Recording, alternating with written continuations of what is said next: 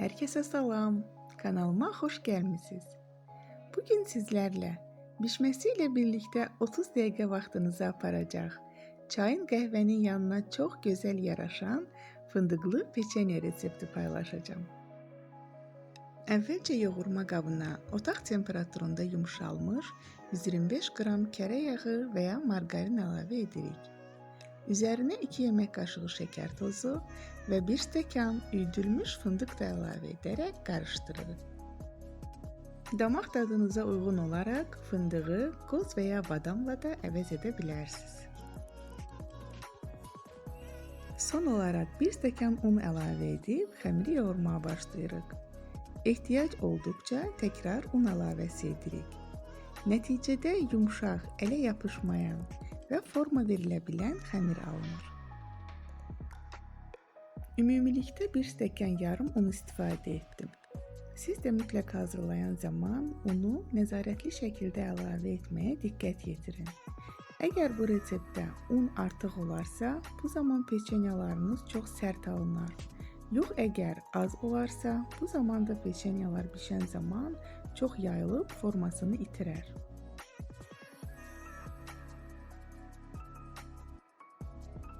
Xəmiri heç gözlətmədən forma verməyə başlayırıq. Qoz boyda parçalar qopararaq əlimizdə yuvarlayıb yağlı kağız sərdiyimiz soba listinə dizirik.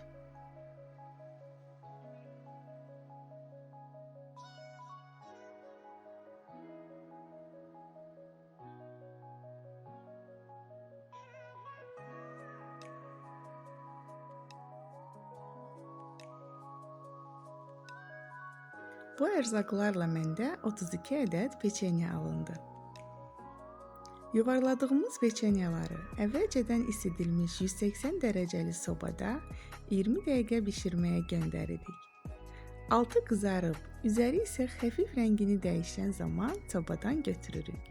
Soyması üçün kənara qoyuruq.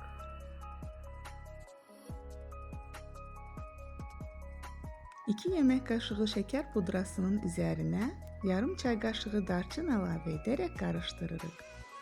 Tam soyulmuş peçenyaları bu qarışıma bulayaraq servis qabına əlavə edirik. Və budur, artıq peçenyalarımız servis üçün hazırdır. Çayın qəhvənin yanına o qədər çox gözəl yaraşır ki, inanıram ki, siz də mənim kimi bitdikcə təkrar hazırlayacaqsınız. İzlədiyiniz üçün təşəkkür edirəm. Növbəti videolarda görüşmək üzərə. Hələlik.